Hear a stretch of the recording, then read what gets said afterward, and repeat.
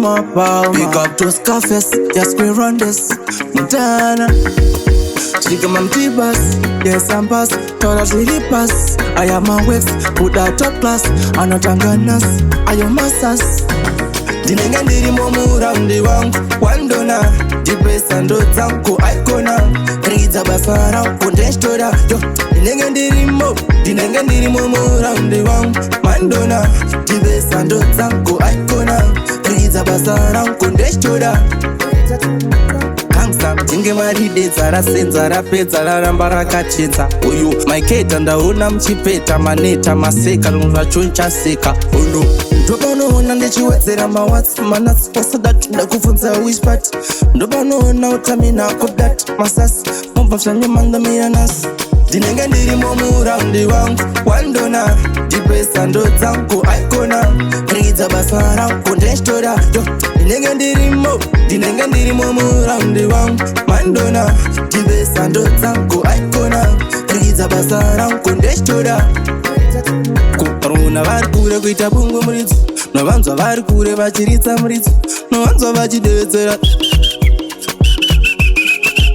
Parikunzi taisboy mpango saramani Ewo mapasa kangiri pamishani Salula kwanza kasvika nemishani Awo mapasa kangiri pamishani Chinzwa unzwa nenshoero yangu Skillful nine amwe vangu abvunza mudze Nezvengoma rangu Sambofa wasazwa uri chimwe changu Dinenge ndiri momuraundi wangu wandona Jibesa ndo dzangu aikona Ridza basa rangu ndeshtora Yo, dinenge ndiri momuraundi wangu mandona Jibesa ndo dzangu aikona Ridza basa rangu ndeshtora Gangsta, tinge maride zara senzara pedzara ramba rakachenza Uyu, maiketa ndaona mchipeta maneta maseka Lunga choncha seka, uno Ndobanoona ndechiwedzera mawatsi manatsi pasadati ndakufunza which part Ndobanoona utamina kodati masasi mubvafshanye mandamira nasi Dinenge ndiri momuraundi wangu wandona Jibesa ndo dzangu aikona Ridza basa rangu ndeshtora Yo,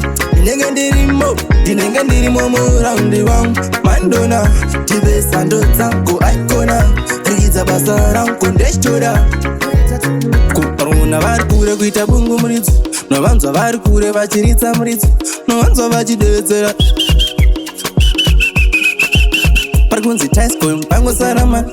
Ewo mapasa kangiri pamishani Salula kwanza kasvika nemishani Awo mapasa kangiri pamishani